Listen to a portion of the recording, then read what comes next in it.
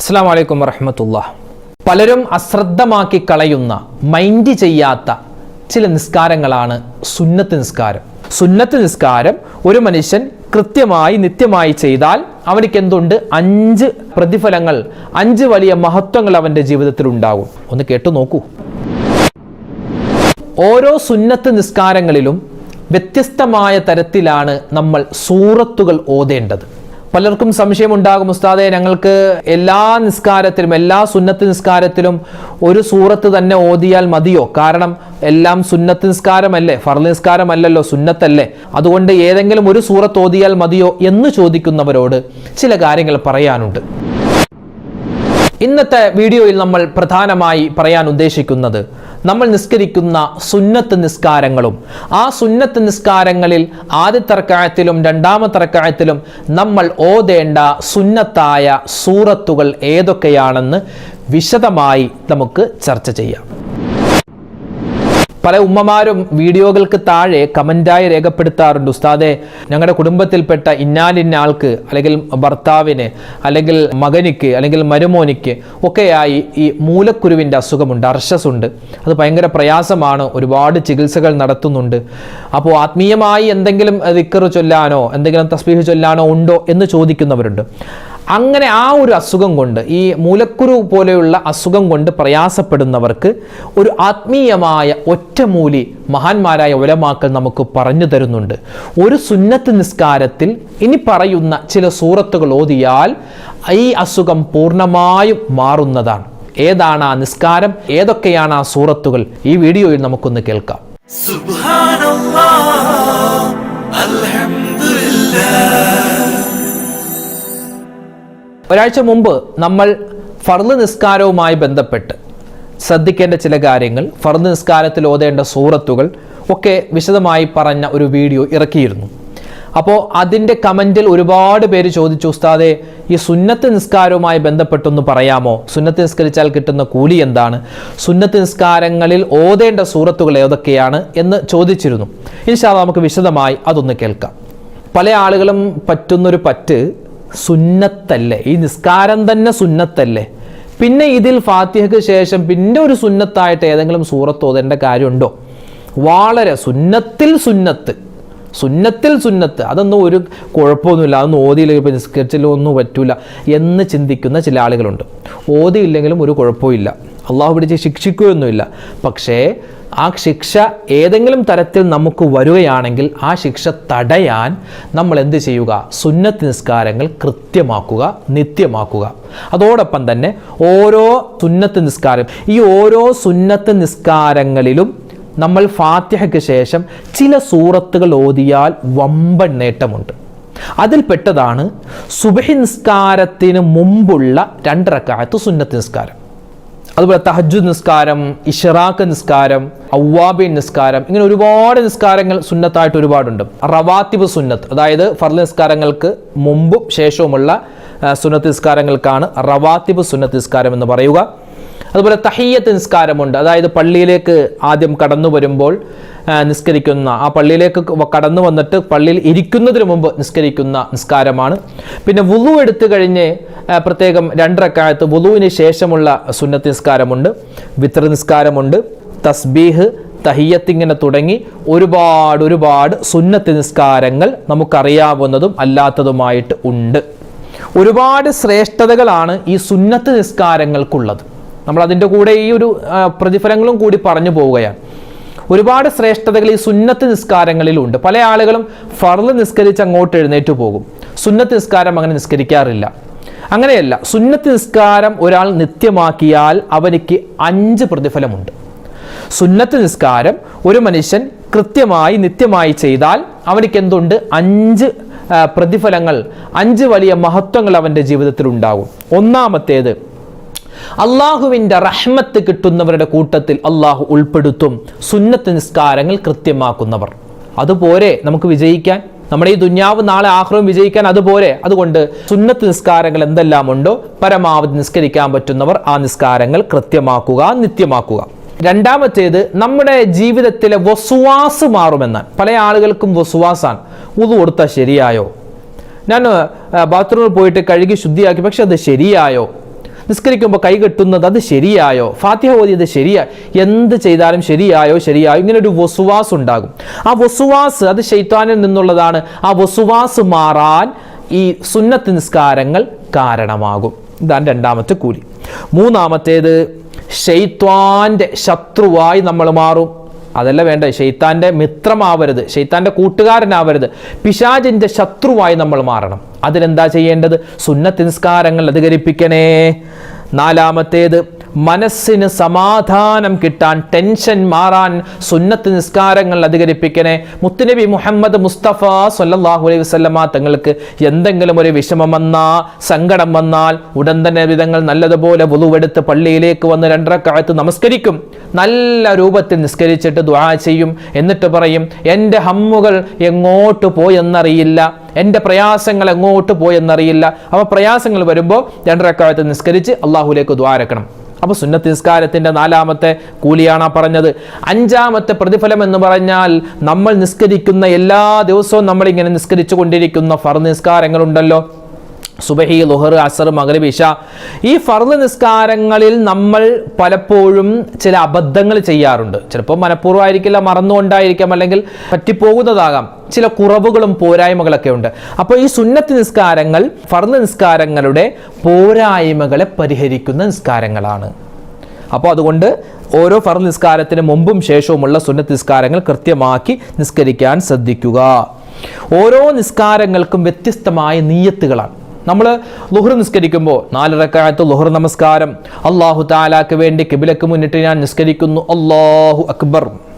ഇതേ നിയ്യത്ത് തന്നെയല്ല മഗ്രിബ് നിസ്കാരത്തിന് വെക്കുന്നത്. മഗ്രിബ് നിസ്കാരത്തിന് എങ്ങനെയാ? 3 റക്അത്ത് മഗ്രിബ് നമസ്കാരം, അല്ലാഹു തആലാക്ക് വേണ്ടി ഖിബ്ലക്ക് മുന്നിട്ട് ഞാൻ നിസ്കരിക്കുന്നു, അല്ലാഹു അക്ബർ. അവിടെ അങ്ങനെയാ. ഇനിയോ നമ്മളെ വിത്ർ നിസ്കരിക്കുകയാണെങ്കിലോ എങ്ങനെയാണ് നിയ്യത്ത് വെക്കുന്നത്? അല്ലാഹു തആലാക്ക് വേണ്ടി വിത്റിൽ നിന്നുള്ള 2 റക്അത്ത് സുന്നത്ത് നിസ്കാരം ഖിബ്ലക്ക് മുന്നിട്ട് ഞാൻ നിർവഹിക്കുന്നു എന്നാണ് നമ്മൾ വിത്ർ നിസ്കാരത്തിൽ നിയ്യത്ത് വെക്കാറുള്ളത്. അങ്ങനെ ഓരോ നിസ്കാരത്തിൻ്റെയും നിയ്യത്തുകൾ വ്യത്യസ്തമാണ്. എന്നതുപോലെ ഓരോ നിസ്കാരത്തിനും ഫാത്തിഹയ്ക്ക് ശേഷം ഓതേണ്ട സുന്നത്തായിട്ടുള്ള സൂറത്തുകൾ അതും വ്യത്യസ്തമാണ്. നമുക്കൊന്ന് പരിശോധിക്കാം. അപ്പം ചില ആളുകൾ ചോദിക്കും, ഉസ്താദ് ഇതൊക്കെ ഞങ്ങൾക്ക് അറിയാവുന്നതാണ്, ഇതൊക്കെ ഞങ്ങൾ ചെറുപ്രായത്തിൽ ഓത്തുപള്ളിയിൽ മദ്രസയിലൊക്കെ പഠിച്ച കാര്യമാണ്, ഇതൊക്കെ ഇങ്ങനെ പറയണോ? നമുക്കറിയാവുന്ന എത്രയോ കാര്യങ്ങൾ അറിയാത്ത എത്രയോ ആളുകളുണ്ട്. ഇപ്പം കേൾക്കുന്നതിൽ ഒരു 3/4% ആളുകൾക്കും ഒരുപക്ഷെ ഇതൊക്കെ അറിയാമായിരിക്കും. എന്നാൽ 1/4% പാവപ്പെട്ട മുഅ്മിനീങ്ങളുണ്ട്, അവർക്ക് ഇതൊന്നും അറിയില്ലായിരിക്കാം. അപ്പോൾ അവരുടെ ശ്രദ്ധയിലേക്കാണ് ഈ വീഡിയോകൾ നമ്മൾ പറയുന്നത്. അല്ലെങ്കിൽ ചിലപ്പോൾ പഠിച്ചിട്ടുണ്ടാകും, അതൊക്കെ ഓർമ്മയുണ്ടാവില്ല. ആ സമയത്ത് പരീക്ഷയ്ക്ക് ജയിക്കാൻ വേണ്ടി അല്ലെങ്കിൽ ഉസ്താദിനെ കേൾപ്പിക്കാൻ വേണ്ടി നമ്മൾ ആ സമയത്ത് പഠിക്കും, പിന്നെ അത് നമ്മുടെ ജീവിതത്തിൽ പ്രാവർത്തികമായിട്ടുണ്ടാവില്ല. അപ്പോൾ അതുകൊണ്ട് എന്ത് ചെയ്യാം? നമുക്കൊന്നുകൂടി റിവൈൻഡ് ചെയ്യാം, നമുക്കതൊന്ന് ഓർത്തെടുക്കാം. ഓരോ നിസ്കാരത്തിലും ഓതേണ്ട സൂറത്തുകളുണ്ട്. അതായത് ഒരു മനുഷ്യൻ നിയ്യത്ത് വെച്ചു, അവൻ കൈകെട്ടി അല്ലാഹു അക്ബർ, അതിനുശേഷം ഫാത്തിഹ ഓതി. അത് കഴിഞ്ഞ് സൂറത്തോതൽ സുന്നത്താണ്. അറിയാവുന്ന ഖുർആനിലെ ഏത് ആയത്തോതിയാലും കൂലിയുണ്ട്. നമുക്കൊരു സൂറത്തും അറിയില്ല, ചില ആയത്തുകൾ മാത്രമേ അറിയൂ, മതി. ആ സമയത്ത് ഒരു ആയത്തോതിയാലും സൂറത്തോതിയതുപോലത്തെ ഒരു പ്രതിഫലം നമുക്ക് അള്ളാഹു തരും. പക്ഷേ ഒരു സൂറത്ത് ഓതിയാലാണ് അതിൻ്റെ കൂലി പൂർണ്ണമായും കിട്ടുക. അപ്പോൾ അങ്ങനെയാണെങ്കിൽ നമുക്ക് ഏതൊക്കെ നിസ്കാരങ്ങളിൽ ഏതൊക്കെ സുന്നത്തായ സൂറത്തുകളാണ് ഓതേണ്ടതെന്ന് നോക്കാം. ഫർളായ സുബ്ഹി നിസ്കാരത്തിന് മുമ്പ് നമ്മൾ 2 റക്അത്ത് സുന്നത്ത് നിസ്കരിക്കൽ പ്രത്യേകം സുന്നത്താണ്. ആ നിസ്കാരത്തിൽ 1-ാമത്തെ റക്അത്തിൽ സൂറത്തുൽ കാഫിറൂൻ, 2-ാമത്തെ റക്അത്തിൽ സൂറത്തുൽ ഇഖ്ലാസ്. ഇത് രണ്ടും ഒന്ന് പഠിച്ചു വെക്കൽ നല്ലതാണ്. സൂറത്തുൽ കാഫിറൂൻ, ഖുൽ യാ അയ്യുഹൽ കാഫിറൂൻ ലാ അഅ്ബുദു മാ തഅ്ബുദൂൻ വലാ അൻതും ആബിദൂന മാ അഅ്ബുദു വലാ അന ആബിദും മാ അബദ്തും വലാ അൻതും ആബിദൂന മാ അഅ്ബുദു ലക്കും ദീനുക്കും വലിയ ദീൻ. ഇതറിയാത്ത ആളുകൾ ഉണ്ടാവില്ല. ഈ സൂറത്തുൽ കാഫിറൂനിൻ്റെ ഏകദേശം 20ഓളം മഹത്വങ്ങൾ കഴിഞ്ഞ 2 ദിവസം മുമ്പ് നമ്മൾ നമ്മുടെ യൂട്യൂബ് ചാനലിൽ ഒരു വീഡിയോ ഇട്ടിരുന്നു. ഈ സൂറത്തുൽ കാഫിറൂനിൻ്റെ 20ഓളം വലിയ മഹത്വങ്ങൾ. അപ്പോൾ വലിയ മഹത്വമുള്ള സൂറത്താണ് സൂറത്തുൽ കാഫിറൂൻ. 2-ാമത്തെ റക്അത്തിൽ സൂറത്തുൽ ഇഖ്ലാസ്, ഖുൽ ഹുവല്ലാഹു അഹദ് അല്ലാഹു സമദ് ലം യലിദ് വലം യൂലദ് വലം യകുൽ ലഹു കുഫുവൻ അഹദ് എന്ന സൂറത്ത്. ഇത് എപ്പോഴാണ്? എല്ലാ ദിവസവും സുബ്ഹി നിസ്കാരത്തിന് മുമ്പുള്ള 2 റക്അത്ത് സുന്നത്ത് നിസ്കാരത്തിൽ 1-ാമത്തെ റക്അത്തിൽ സൂറത്തുൽ കാഫിറൂൻ, 2-ാമത്തെ റക്അത്തിൽ സൂറത്തുൽ ഇഖ്ലാസ്, അതോടൊപ്പം തന്നെ ഒന്നാമത്തെ റക്അത്തിൽ സൂറത്തുൽ കാഫിറൂനോടൊപ്പം തന്നെ അലം നശ്റഹ് ലക സദ്റക് എന്ന് പറയുന്ന സൂറത്ത് ശറഹ് ഓതുക. രണ്ടാമത്തെ റക്അത്തിൽ സൂറത്തുൽ ഇഖ്ലാസ് ഓതുന്നതോടൊപ്പം തന്നെ അലം തറ കൈഫ ഫഅല റബ്ബുക ബി അസ്ഹാബിൽ ഫീൽ എന്ന സൂറത്തുൽ ഫീലും ഒരു മനുഷ്യൻ നിത്യമായി എല്ലാ ദിവസവും മുടങ്ങാതെ ഈ സുബഹിക്ക് മുമ്പുള്ള 2 റക്അത്ത് സുന്നത്ത് നിസ്കാരത്തിൽ ആദ്യത്തെ റക്അത്തിൽ ഖുൽ യാ അയ്യുഹൽ കാഫിറൂനും അതുപോലെ തന്നെ അലം നശ്റഹ് എന്ന് പറയുന്ന സൂറത്തും, രണ്ടാമത്തെ റക്അത്തിൽ ഖുൽ ഹുവല്ലാഹു അഹദും അതുപോലെ അലം തറ കൈഫ എന്ന് തുടങ്ങുന്ന സൂറത്തും ഓതിയാൽ അർശസ് പോലെ മൂലക്കുരു പോലെയുള്ള അസുഖങ്ങളെ തൊട്ട് അള്ളാഹുവിൻ്റെ വലിയ കാവലുണ്ടാകും, കണ്ണിന് കാഴ്ച കൂടുമെന്നും നമുക്ക് കിതാബുകളിൽ കാണുവാൻ സാധിക്കും. അത് ഈ സൂറത്തിൻ്റെ ശ്രേഷ്ഠതകൾ പറയുന്ന തഫ്സീറൊക്കെ പരിശോധിച്ചാൽ ഇത് വ്യക്തമായി കാണാം. ഉസ്താദുമാരൊക്കെ അങ്ങനെ ചെയ്തിരുന്നു. അങ്ങനെ ചെയ്യാൻ പല ആളുകളും നമ്മളൊക്കെ പഠിച്ചിരുന്ന കാലത്ത്, നമ്മളൊക്കെ കോളേജിലൊക്കെ പഠിക്കുമ്പോൾ ദർസിലൊക്കെ പഠിക്കുമ്പോൾ ഉസ്താദുമാർ പ്രത്യേകം മുത്തഅല്ലിമീങ്ങളോട് പറഞ്ഞു തരുന്ന ചില വസിയത്തുകളിൽ പെട്ടതാണിത്. നമ്മുടെ ജീവിതത്തിൽ വലിയ ഖൈറും ബറക്കത്തുണ്ടാവാൻ സുബഹി നിസ്കാരത്തിന് മുമ്പുള്ള 2 റക്അത്ത് സുന്നത്ത് നിസ്കാരം, സുബഹി തന്നെ ഒരു കണക്കിന് നിസ്കരിക്കുന്ന ഉസ്താദെ, പിന്നെയാണ് സുബഹിക്ക് മുമ്പുള്ള 2 റക്അത്ത്, അങ്ങനെ നിസ്കരിച്ച് ശീലിച്ചു തുടങ്ങണം.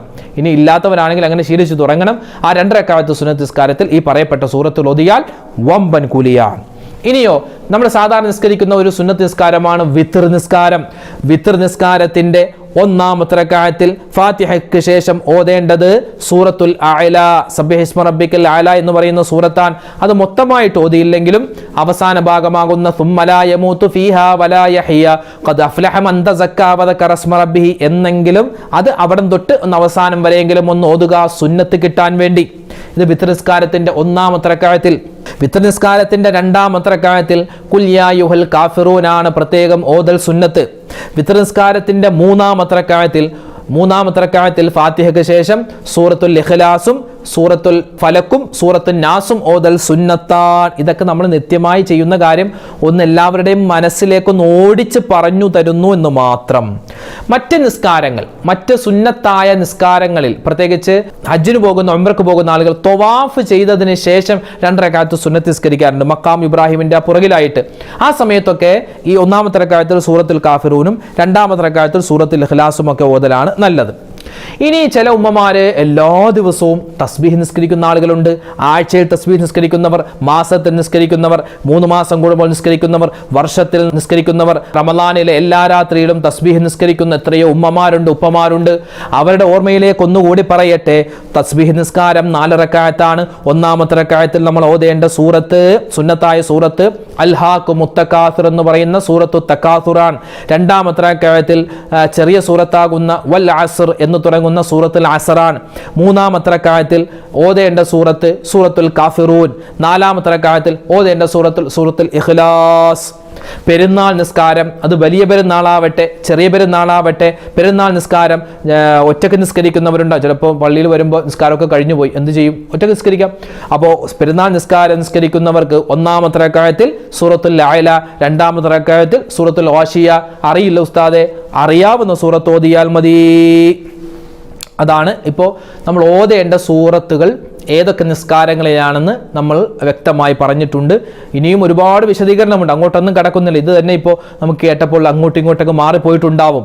അപ്പോൾ ഒന്നുകൂടി ഇത് ഒന്ന് റിവൈൻ ചെയ്ത് ഒന്നുകൂടി കേട്ടു നോക്കുക, അപ്പോൾ നമുക്കത് മനസ്സിലാകും. അതോടൊപ്പം തന്നെ ഇതൊക്കെ നമ്മൾ കേൾക്കുന്നതോടൊപ്പം തന്നെ ഒരു നമ്മുടെ ന്യൂസിലാൻഡിൻ്റെ ഒരു ബുക്കിൻ്റെ കാര്യം നമ്മൾ കഴിഞ്ഞ ഒരു വീഡിയോയിൽ പറഞ്ഞിരുന്നു. നമ്മൾ ഇവിടെ പറയുന്ന ഓരോ വീഡിയോയിലും പറയുന്ന ദിക്റുകളുണ്ട്, സ്വലാത്തുകളുണ്ട്. അതൊക്കെ ഒരു ബുക്കിലേക്ക് എഴുതി വെച്ചാൽ അത് വലിയ ഹൈറാണ്. ചിലപ്പോൾ ഈ വീഡിയോയിൽ പറയുന്ന കാര്യങ്ങളായിരിക്കില്ല ഇനി അടുത്ത വീഡിയോയിൽ, വ്യത്യസ്തമായ കാര്യങ്ങളാണ്.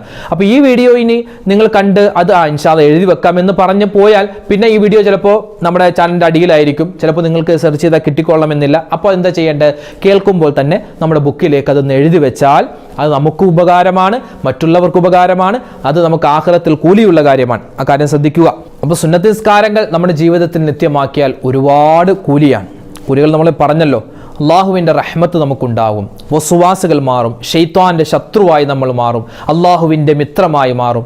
അതുപോലെ നമ്മുടെ ജീവിതത്തിൽ ഒരുപാട് ഖൈറുകളും ബറക്കാത്തുകളും നമ്മൾ നിസ്കരിക്കുന്ന ഫർളായ നിസ്കാരങ്ങളുടെ പോരായ്മകളൊക്കെ പരിഹരിച്ച് വലിയ റാഹത്തും സന്തോഷം, പിന്നെ അള്ളാഹുവിലേക്ക് അടുക്കാനും മുത്ത് റസൂലിലേക്കൊക്കെ അടുക്കാൻ ഈ സുന്നത്ത് നിസ്കാരങ്ങൾ കാരണമാണ്. അതുകൊണ്ട് പരമാവധി സുന്നത്ത് നിസ്കാരങ്ങൾ അധികരിപ്പിക്കുക. അതോടൊപ്പം തന്നെ നമ്മൾ ഫർള് നിസ്കാരത്തിന് ശേഷമുള്ള അല്ലെങ്കിൽ ഫർള് നിസ്കാരത്തിന് മുമ്പുള്ള സുന്നത്ത് നിസ്കാരങ്ങൾ പ്രത്യേകം നിസ്കരിക്കാൻ ശ്രദ്ധിക്കുക.